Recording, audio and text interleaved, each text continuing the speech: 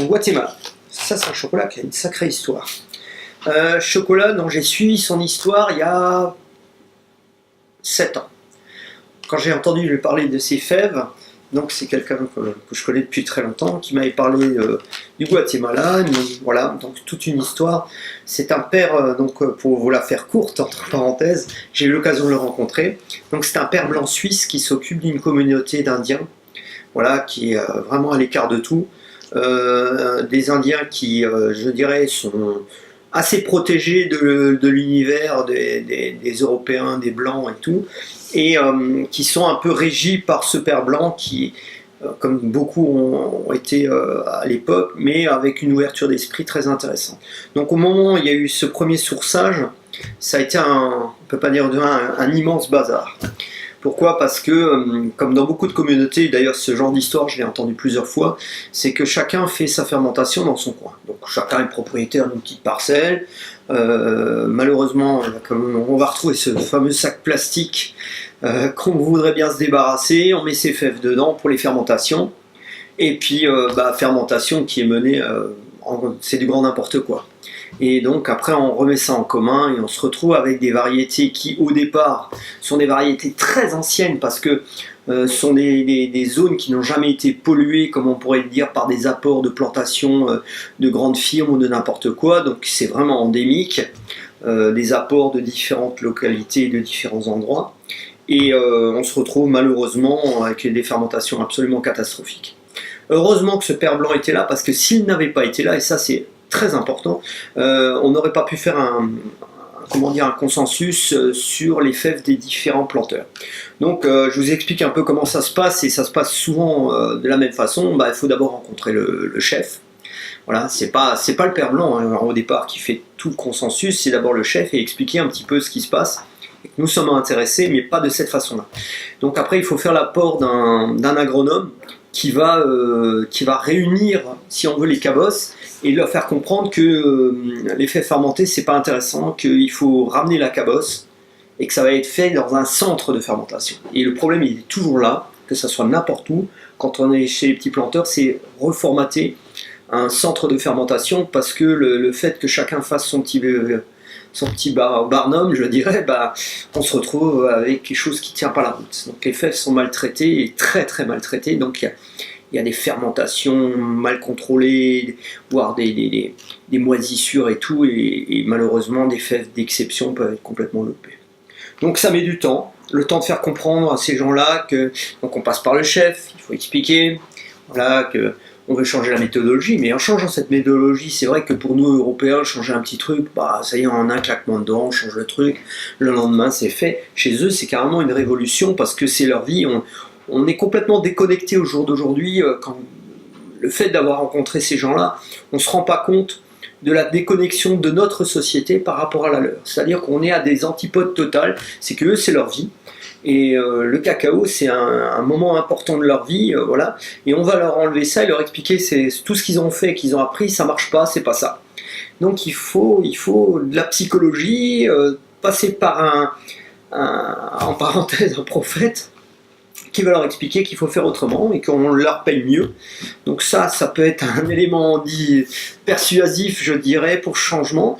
Et donc ça met du temps. Donc le temps que tout se mette en route, ça peut prendre quelques années. Donc là, ça a pris pratiquement 7 ans. Donc j'ai beaucoup discuté, j'ai eu l'occasion, cette chance de rencontrer ce père blanc, je dirais, qui est originaire de Bâle. Et ses parents, j'ai rencontré ses parents aussi, et donc ils gèrent une communauté, mais sur des territoires complètement impressionnants, sur des kilomètres, des centaines de kilomètres carrés, une communauté de presque 20 000 personnes, mais dispersées sur des zones immenses. Et donc enfin, le voilà. Donc le fruit de ce travail de longue date, qui au départ était quelque chose d'inintéressant par le travail primaire, mais une fois bien mené, voilà.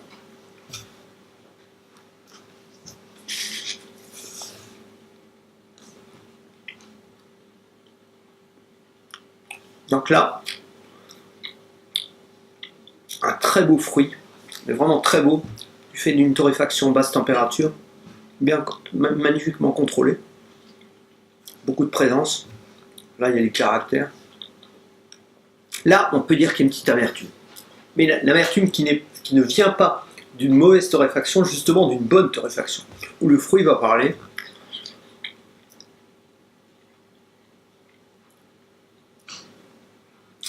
Là, il y a un sentiment mêlé, un peu fruit, un peu astringent, comme un thé, un côté rond.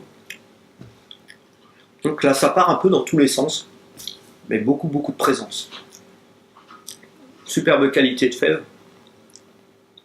Là, c'est la génétique, là, elle parle aussi quand on est sur les cacaos aussi.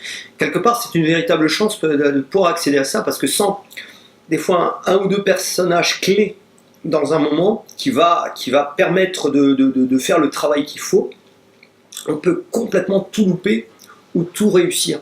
Et c'est ce qui est assez magique, parce qu'il n'y a pas que la plante en elle-même, c'est aussi le fruit du travail et de la compréhension de ces hommes, de faire comprendre qu'à un moment, s'ils vont dans le bon sens, on peut faire des choses merveilleuses. Et là, on a quelque chose de merveilleux. Et donc, le Père Blanc, quand on lui avait fait goûter, maintenant ça va faire 2 ans, ce chocolat, et qu'il a pu le ramener, qu'il a pu faire goûter le travail, la résultante de ce travail. Je vous garantis que moi j'ai fait l'expérience sur les Péruviens et tout, il y a déjà un paquet d'années au salon du chocolat. Ça vous motive encore plus, parce que vous rencontrez les gens qui vous ont procuré les fèves, avec qui vous avez pu échanger, leur donner le chocolat dans un packaging absolument prestigieux, alors que c'est un produit agricole de base, et se rendre compte du niveau que nous on peut lui donner par rapport à ce travail, ça leur donne un sentiment de fierté, un très grand sentiment de fierté, parce que ils ne pensaient pas que le chocolat, le chocolat comme on le voit nous, eux ne le connaissent pas. C'est-à-dire qu'eux, ils le connaissent broyé sur la méthode, c'est fait de façon un petit peu à l'arrache. Moi, j'en ai goûté dans différents pays, je vous garantis que c'est pas bon du tout. C'est loupé, c'est pas intéressant, voilà, c'est du travail plus de cuisine pour agrémenter quelque chose, mais ça n'a rien de délicat, ça n'a rien de fin, ça n'a rien qui vous transcende le palais. Voilà. Donc c'est intéressant aussi, quand on a la chance de pouvoir rencontrer les planteurs, d'avoir un produit de départ, de le faire évoluer. Ça met des années, il faut être patient. C'est-à-dire qu'au début, quand on n'a pas l'habitude, je peux en parler, j'en ai fait partie, on a ce côté impatient de l'européen. Une fois qu'on a compris, il faut juste dire, voilà, la matière première, elle est là, elle est bonne, on va prendre le temps. Des fois, on paye des produits qui sont très moyens, mais il faut jouer le jeu jusqu'au bout. Il ne faut pas lâcher le morceau. Et je sais qu'il y en a trop qui lâchent parce qu'ils veulent tout de suite un produit abouti. Donc, il vaut mieux qu'ils travaillent sur la manufacture. Mais à un moment, quand on veut vraiment mettre quelque chose en place, il faut prendre son temps et se dire, voilà, ça peut prendre beaucoup de temps. Mais le jeu en est. Et après, il y a cette fierté de se dire, voilà, on a fait partie de l'aventure, on les a aidés. Et puis, voilà, tout d'un coup, le produit est magnifique.